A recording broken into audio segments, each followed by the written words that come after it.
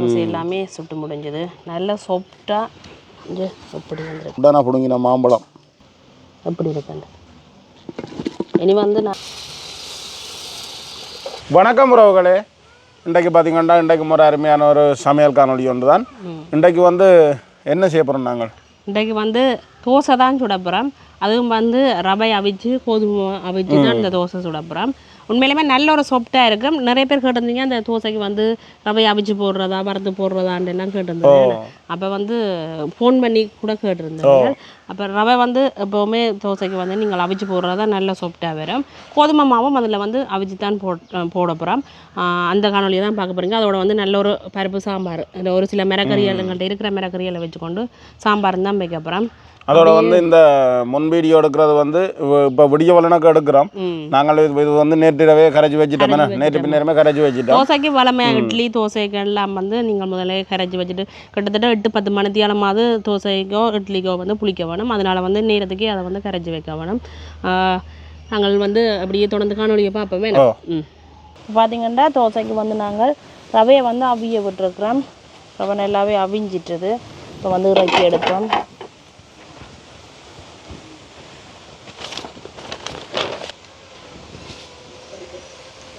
இப்போ நீத்துப்பட்டியில் வந்து நீங்கள் நார்மலாக அவிச்சு எடுத்துக்கொள்ளலாம். இல்லாட்டிக்கு வேறு பாத்திரத்துலேயும் அப்படியே அவிச்சு எடுத்துக்கொள்ளலாம். நீத்துப்பட்டின்னா இந்த சின்ன கண்ணாக இருக்கணும். இந்த பின்னல் வந்து இடவழி குறைஞ்ச பின்னலாக இருக்கணும். இடவழி கூடன்னு சொல்லிட்டோன்னா கொட்டுப்பட்டுடும். இப்படியே ஆறட்டுக்குன்றவை எங்களுக்கு. இனி வந்து நாங்கள் கோதுமை அரிச்சு எடுத்து வச்சுருக்கிறோம். அதையும் அப்படியே அவிய விடுவோம். இப்படியே நாங்கள் கோதுமை மாவையும் அவிச்செடுப்போம்.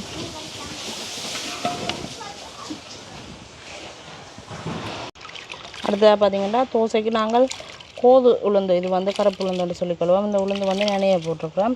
உளுந்து கிட்டத்தட்ட ஒரு 2 மணித்தியாலம் நினைஞ்சாலே காணும் எங்களுக்கு.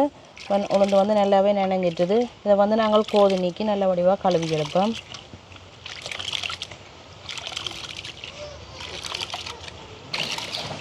இப்படி நல்லாவே பிணைஞ்சு கழுவினா இந்த கோது வந்து நார்மலாக அப்படியே கலண்டு கொண்டு வந்துடும் எங்களுக்கு.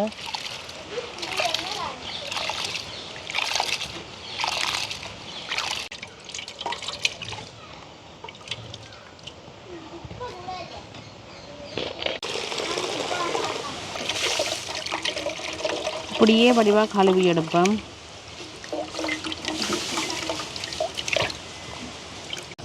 எங்களுக்கு வந்து மாவும் வந்து அவிஞ்சிட்டுது. நாங்கள் இறக்கி எடுப்போம்.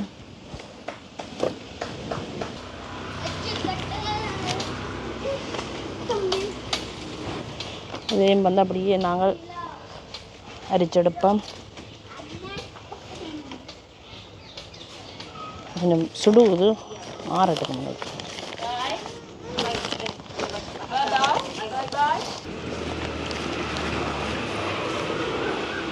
ஆறட்டுக்கு அப்படியே.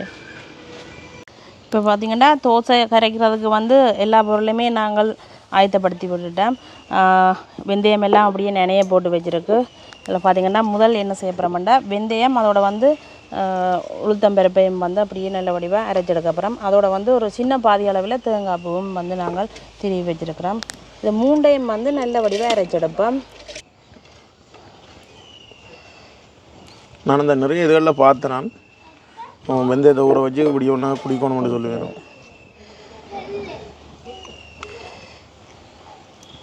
இதுக்கு வந்து நாங்கள் அளவாக தண்ணியை விட்டு அப்படியே நல்ல வடிவாக அரைச்சி எடுத்துக்கொள்வோம். இப்போ நாங்கள் மிக்சியிலே வந்து அரைச்சி எடுக்க போகிறோம். இப்போ பார்த்திங்கன்னா நல்ல திக்காக அப்படியே நல்லா அரைப்பட்டுட்டு பாருங்க. இப்போ நாங்கள் இதை வந்து எடுத்துக்கொள்வோம். என்ன இப்போ வந்து உளுந்தெல்லாம் அரைச்சி எடுத்துட்டேன். இப்போ முதல் என்ன செய்ய போகிறோம்னா இந்த பானைக்கெல்லாம் கரைச்சி வைக்க போகிறேன். முதல் மாவை வந்து சேர்த்துக்கொள்வோம். என்ன சில்வர் பானை என்ன விலை சொல்லி இது பண்ணுவீங்க? இது வந்து 1800 ரூபா அப்படி மட்டும் வரும்.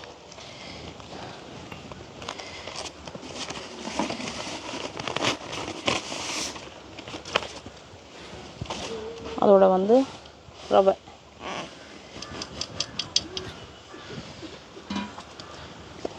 இப்போ வந்து மஞ்சள் தூள் சேர்த்துக்கொள்ளுவோம்.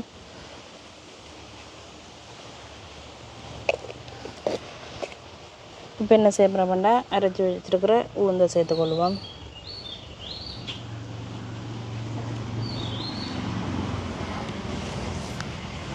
இந்த கப்பையும் வந்து கழுவி அப்படியே விட்டுக்கொள்வோம். தண்ணி சேர்க்கத்தானே போகிறோம் கரைக்கிறதுக்கு.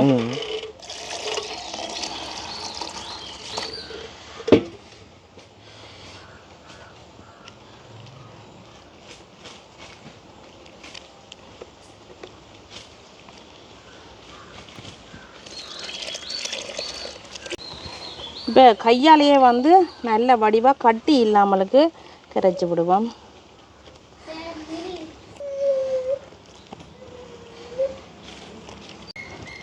இப்போ வந்து நாங்கள் மாவை வந்து நல்ல வடிவாக கரைச்சி வச்சாலே தோசை நல்லா பொங்கி வரும். இப்படியே நல்லா கட்டி இல்லாமலுக்கு கரைச்சாச்சு. நல்லா திக்காகவே கரைச்சிட்டு விடிய பார்த்து நீங்கள் தண்ணி விட்டுக்கொள்ளலாம். மஞ்சள் தூளை வந்து இப்போ தோசை சுடைய வெள்ளனை கூட நீங்கள் போட்டு அப்படியே கரைக்கலாம்.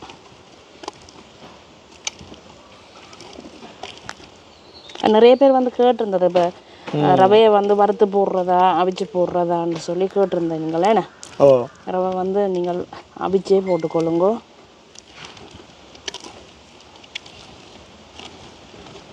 இன்னொரு கொஞ்சம் தண்ணி சேர்ப்போம்.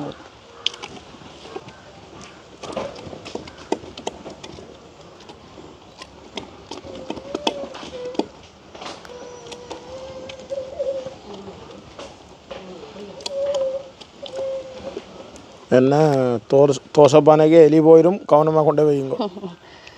நல்ல வடிவாக கரைச்சி எடுத்துட்டேன். இப்படியே மூடி விடுவோம். மூடி போட்டு வச்சா இப்படியே தோசை தானே சுடுவோமோ. மாம்பழம் 2 பழத்து இருக்குது. இந்த முறையெல்லாம் பிடிங்கி விலை இல்லை.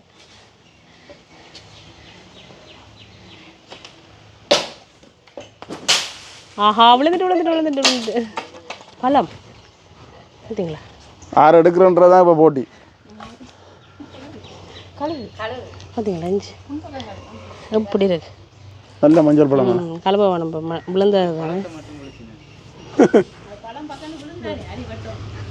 அது ஆடு போட்டு ஒன்று விழுந்துட்டு. பழம் வந்து அளவி எடுப்போம். இதை தோசைக்கு நாங்கள் உளுந்தெல்லாம் கரைச்சி வச்சதை நீங்கள் பார்த்துருக்கீங்க. இப்போ எப்படி இருக்குன்னு பார்ப்போம். ஏன்னா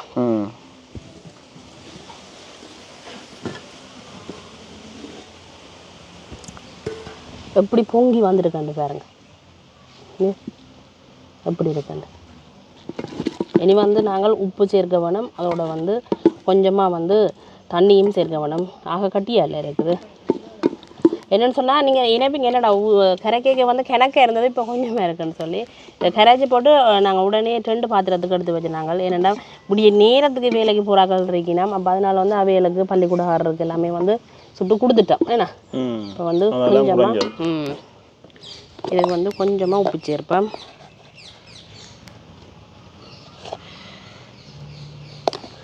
அதோடு வந்து கொஞ்சமாக தண்ணி.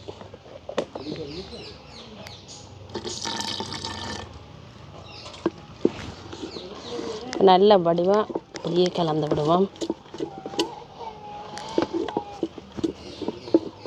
உப்பு வந்து எல்லாம் நல்ல வடிவாக சேரவும்.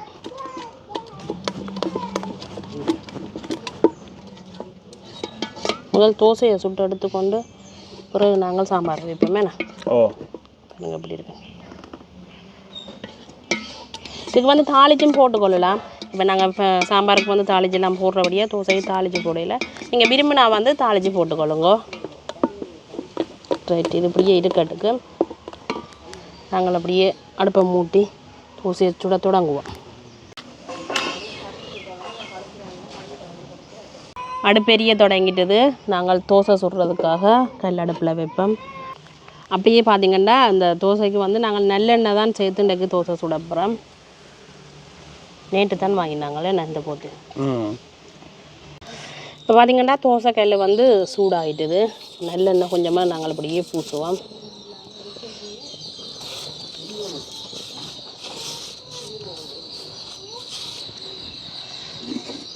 இனி வந்து தோசை மாவை அள்ளி விடுவோம். அப்படியே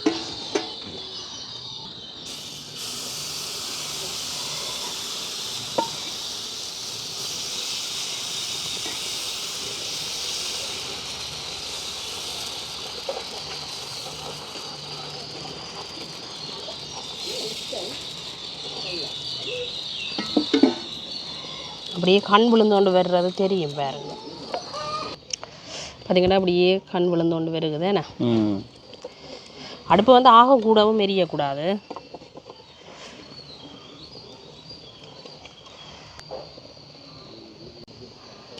இப்படியே வந்து நாங்கள் விரட்டி விடுவோம்.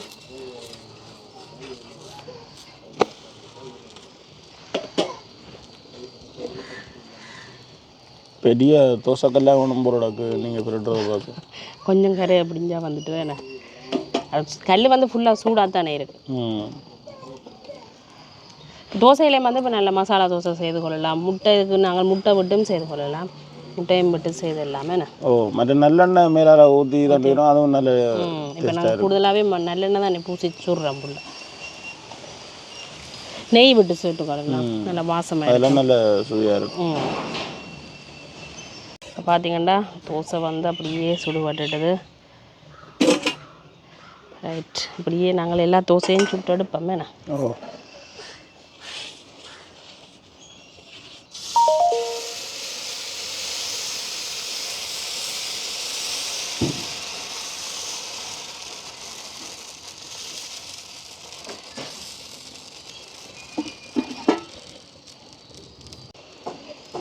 இது வந்து நிறையவே நல்லெண்ணெய் விட்டுருக்குது. நல்ல பெரிய பெரிய கண்ணுகள் விழுது தானே. நல்லெண்ணெய் விட்டா நார்மலாக சும்மாவே சாப்பிடுவோம். கறியெண்ணெய் இல்லாமலே சாப்பிடுவோம். அப்படியே நல்லெண்ணெயில் பொரிஞ்ச மாதிரி வரட்டுக்கு இந்த தோசை.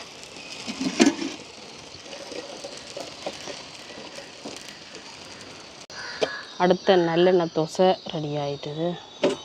அதோட இந்த எப்படி நல்லெண்ணெய் இருக்குது, மற்ற சொஃப்டான தோசையாக வந்துருக்கு பாருங்க. அப்படியே மற்ற தோசையும் நாங்கள் அப்படியே சுட்டெடுப்போம். இந்தியாவில் பார்த்தீங்கன்னால் உடனே பிடுங்கின மாம்பழத்துக்கு கொடுப்போம். மாம்பழம் அணிக்குட்டி என்ன மாம்பழம் சாப்பிட்றீங்களே? பார்க்குறாரு தாங்க, சின்ன மாம்பழம் தான்.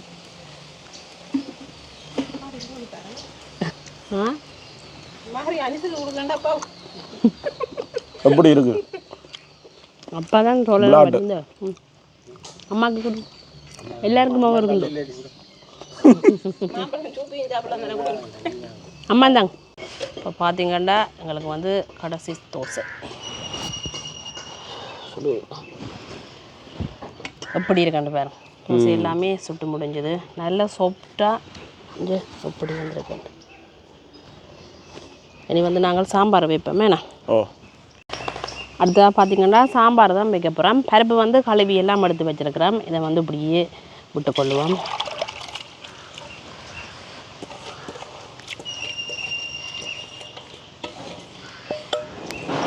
அதோடு பார்த்திங்கன்னா கத்தரிக்காயும் உருளைக்கிழங்கும் அப்படியே வெட்டி வச்சுருக்கு.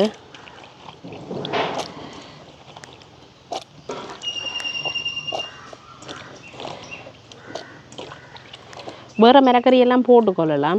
உங்கள்கிட்ட இருந்த மிளகறியை வச்சு கொண்டு தான் இந்த சாம்பார் வைக்க போகிறோம். இப்படியே தூக்கி வைப்போம். அவியட்டுக்கு முதல் பருப்பு தாளித்து போடுறபடியே இப்போ நான் வந்து பச்சை மிளகா வெங்காயம் போட இல்லை. இப்போ வந்து திறந்து பார்ப்போம். பருப்பு நல்லாவே அவிஞ்சிச்சுது. வந்து உப்பு சேர்த்துக்கொள்ளுவோம். நான் தானே அடுப்பறிச்சேன்னா அதனால் நல்லா அவிஞ்சிட்டு.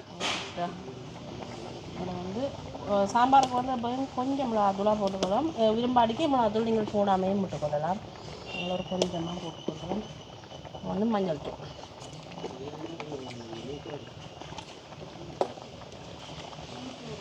மஞ்சள் தூளையும் சேர்த்துக்கொள்வோம். நல்லா அப்படியே கலந்து விடுவோம்.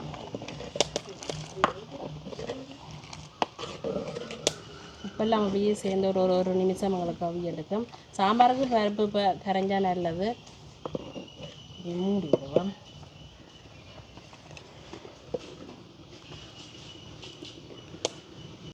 இப்போ வந்து திறந்து பார்த்துக்கொள்வோம். இனி என்ன செய்ய போகிறோம்னா தேங்காய் பால் விட்டுக்கொள்வோம்.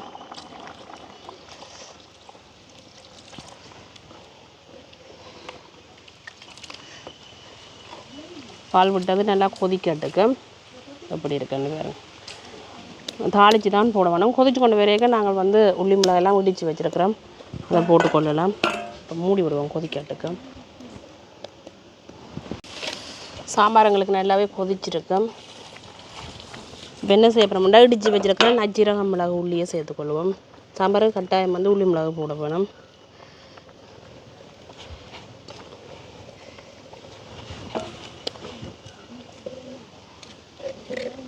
இனி வந்து அப்படியே சாம்பாரை இறக்குவோம். இறக்கிட்டு தாளித்து போடுவோம். அந்த சூட்டுக்கே உள்ளி மிளகு எல்லாம் அப்படியே போட்டோம்னா அந்த வாசம் வருமோ.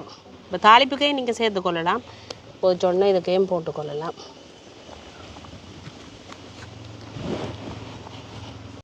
அவ்வளோ தாளிப்பு வந்து ரெடி ஆகிட்டுது. இப்போ வந்து நாங்கள் இறக்கி சேர்த்துக்கொள்வோம்.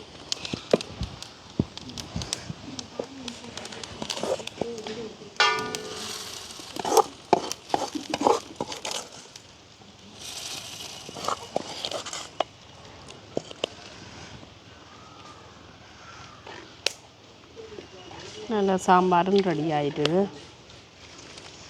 இனி வந்து நாங்கள் சாப்பிடுவோம். வேணா தோசையெல்லாம் சுட்டு எடுத்தாச்சு. இதோட வந்து சாம்பாரும் எங்களுக்கு வச்சு எடுத்துட்டோம். இப்போ நாங்கள் இனி சாப்பிட்டு பார்ப்போம். வேணா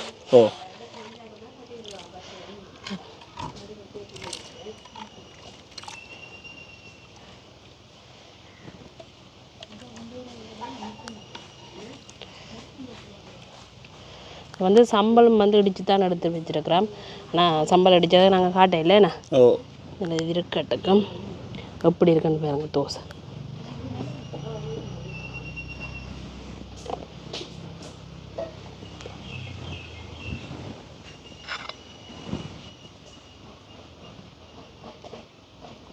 சாப்பிடுவோமேண்ணா. Sambal ready, dosa ready, sambar ready. சாப்பிடுவோமே நாங்கள். நேரம் கிட்டத்தட்ட 9:30-10 மணி ஆகுதுன்னு நினைக்கிறேன். காலை சாப்பாடு டைம் போய்கொண்டிருக்கு. பாஸ் போயிட்டுது. இப்படி மிஞ்சி வருது.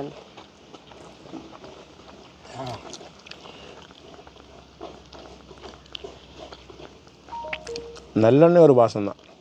நல்லெண்ணெய் இல்லை, வித்தியாசம் தெரியுதோ.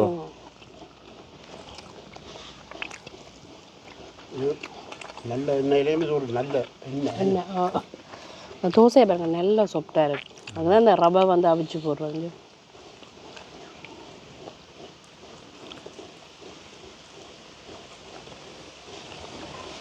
தோசைக்கு சம்பளம் சாம்பாரும் தான் கண்டுபிடிச்சேன்.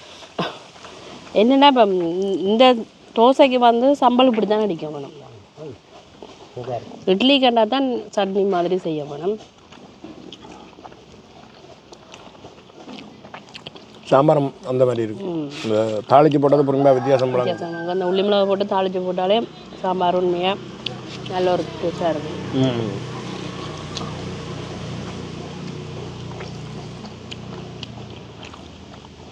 பஞ்சு மாதிரி மட்டும் பெரிய பெரிய தோசைன்னுடைய 2 தோசை காணும் பண்ணிக்கிறேன். நான் 3 சாப்பிடுவேன். அது போல நேரத்துக்கு சுட்டாதான் அளவாக தான் சுட்டாது.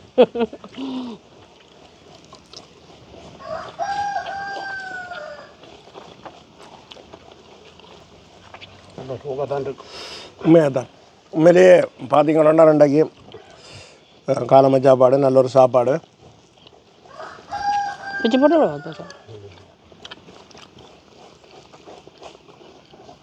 பசி வந்தோடனே கதை வேற இல்லை. அதோட நல்லெண்ணெயில் சுட்டபடியாக நல்ல ஒரு வாசமாக இருக்குது.